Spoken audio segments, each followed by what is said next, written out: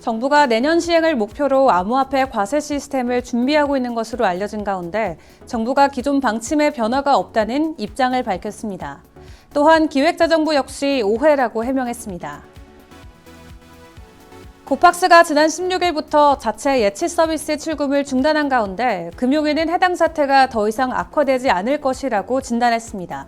금융위는 고파이 서비스 출금 중단이 코인런 사태는 아니라고 해석하고 있습니다. 금융당국이 국내 거래소의 자체 발행 코인 현황에 대해 전수조사에 나선 가운데 거래소들이 자체 발행 코인을 취급하지 않는다고 답한 것으로 확인됐습니다.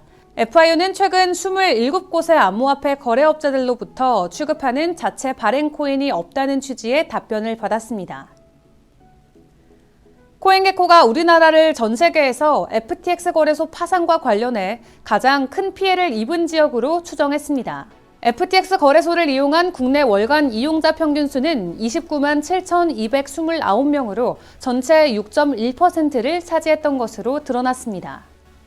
JP모건이 미국 특허 상표청에 디지털 자산 지갑에 대한 상표권 출원을 신청했습니다. JP모건이 출원 신청한 디지털 자산 지갑 상표권의 이름은 JP모건 월렛인 것으로 알려졌습니다. 블록체인랩스가 세계 최초 중앙 서버 없는 무료 메신저 서비스 블록챗을 구글 플레이스토어와 애플 앱스토어에 정식 출시했습니다. 기존 메신저들이 중앙 서버를 사용하는 것과 달리 블록챗은 블록체인 기술을 이용한다는 설명입니다.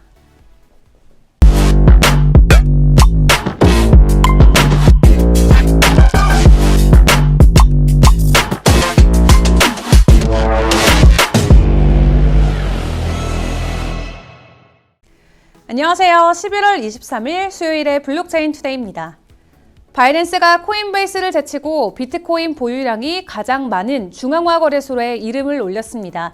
현재 주요 중앙화 거래소의 비트코인 보유량은 바이낸스가 58만 4,083개 비트코인으로 가장 많은 것으로 확인됐는데요. 이어 코인베이스가 약 53만 3천 개 비트코인을, 또 비트파이넥스가 34만 5천 개 비트코인으로 그 뒤를 잇는 상황입니다. 오늘 블록체인 업계 주요 소식입니다. 정부가 내년 시행을 목표로 암호화폐 과세 시스템을 준비하고 있는 것으로 알려진 가운데 정부가 기존 방침에 변화가 없다는 입장을 밝혔습니다. 업계에서는 기재부와 국세청이 5대 암호화폐 거래소와 31개 관련 사업자들에게 암호화폐 과세 시스템 구축을 요청해서 이달 안으로 이 암호화폐 취득 정보 공유와 거래자료 시스템 추진 계획을 제출하도록 한 것으로 알려졌는데요. 이는 암호화폐 과세 유예 법안이 여전히 국회에 계류 중인데 따른 것으로 풀이됩니다. 하지만 입법이 완료되지 않았을 뿐 정부 입장은 변함없다는 해명이 나왔는데요. 이에 대해 용산 대통령실은 윤석열 정부는 기본적으로 감세 방향이고 암호화폐 과세 유예를 바꾸고자 하는 이야기는 내부 회의에서 한 번도 나온 적이 없다며 향후에도 그런 논의가 이루어질 가능성은 크지 않다고 설명했습니다. 또한 기재부는 오해라는 입장을 밝혔는데요. 기재부 관계자는 국세청의 통상적 협의인 것 같고 당연히 정부의 입장은 과세 2년 유예라고 해명했습니다. 국내 암호화폐 거래소 고팍스가 FTX 파산 여파로 지난 16일부터 자체 예치 서비스 출금을 중단한 가운데 금융당국은 해당 사태가 더 이상 악화되지 않을 것이라고 진단했습니다. 고팍스는 홈페이지를 통해서 급격한 시장 불안정성으로 고파의 자유형 상품 잔고 잔액에 대해서는 제네시스 트레이딩에 상환을 요청했으나 제네시스에서 신규 대여와 상환의 잠정 중단을 발표함에 따라 이행되지 않은 상태라고 전했는데요. 더불어 곧 만기가 도래하는 고정형 상품의 만기 준수 여부 역시 불투명한 상태라고 밝혔습니다. 고파이는 고객이 암호화폐를 예치하면 이에 대해서 이자를 지급하는 상품으로 고팍스는 협력사 제네시스를 통해서 해당 상품을 운영해 왔는데요. 하지만 제네시스가 FTX 파산 여파로 상환을 중단하면서 고파이의 자금줄도 묶이게 됐습니다. 다만 이에 대해서 금융당국은 코인런 사태는 아니라고 보고 있는데요. 금융위 관계자는 고팍스에서 공지한 대로 고파이에 예치된 자산과 고팍스 일반 고객 자산이 분리되고 보관된 만큼 이번 사태를 고팍스의 파산으로까지 해석할 필요는 없어 보인다고 설명했습니다. 금융당국이 국내 암호화폐 거래소의 자체 발행 코인 현황에 대해 전수조사에 나선 가운데 거래소들이 자체 발행 코인을 취급하지 않는다는 취지로 당국에 답변한 것으로 확인됐습니다. 앞서 금융위사나 금융정보분석원은 지난 17일 국내 암호화폐 사업자 총 36곳에 자체 발행 코인 현황 등을 문의하는 내용의 서면을 일제히 보냈는데요. 이후 FIU는 최근 27곳의 암호화폐 거래업자들로부터 취급하는 자체 발행 코인이 없다는 취지의 답변을 받은 것으로 알려졌습니다. 이번 FIU의 전수조사는 FTX 사태 원인으로는 이 FTX의 자기 발행 코인인 FTT가 지목되면서 이루어졌는데요. 그동안 당국은 암호화폐 거래소에 대한 검사에서 자체 발행 코인이 없는 것을 확인했지만 이 코인마켓 거래소 등에 대한 검사는 진행하지 못했기 때문에 이번 전수조사에 나선 것으로 파악이 됐습니다.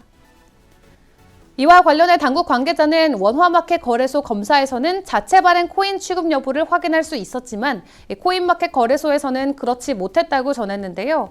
더불어 서면으로라도 확인하기 위해서 지난 17일 서면 요청을 확인한 것이다 라고 밝혔습니다. 블록체인 분석업체인 코인게코가 우리나라를 전 세계에서 FTX 거래소 파산과 관련해 가장 큰 피해를 입은 지역으로 추정했습니다. 코인게코의 피해 규모 추정은 월간 거래소 이용자 트래픽 수를 기반으로 하는데요. 이 FTX 거래소를 이용한 국내 월간 이용자 평균 수는 29만 7,229명으로 전체의 6.1%를 차지했던 것으로 드러났습니다. 싱가포르와 일본은 순서대로 우리나라의 뒤를 이어서 최다 피해 예상 지역 2등과 3등의 이름을 올렸는데요. 두 나라 FTX 트래픽 점유율은 각각 5%와 4.6%로 확인이 됐습니다. 또 코인게코는 FTX가 파산함에 따라서 바이낸스와 OKX 등 특정 암호화폐 거래소가 수혜를 입었다고 언급했는데요. FTX 파산 이후 이용자들이 신규 거래소를 찾아 나섬에 따라 두 거래소의 시장 점유율이 높아졌다는 설명입니다. 다국적 투자은행 JP모건이 미국 특허 상표청에 디지털 자산 지갑에 대한 상표권 출원을 신청했습니다. JP모건이 출원 신청한 디지털 자산 지갑 상표권의 이름은 JP모건 월렛인데요.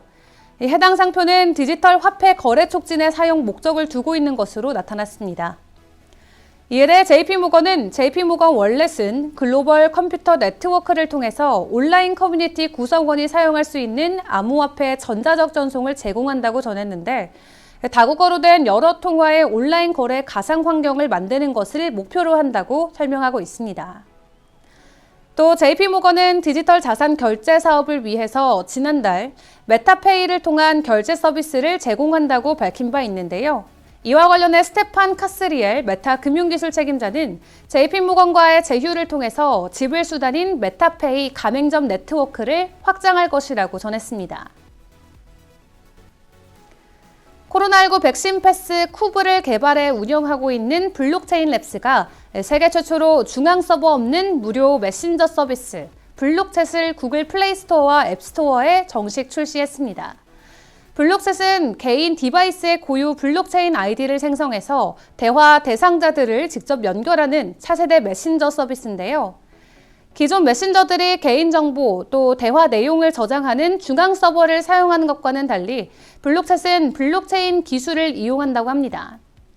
또 메시지가 중앙 서버가 아닌 개인의 디바이스에만 저장돼서 중간 전달자가 없는 것이 특징인데요.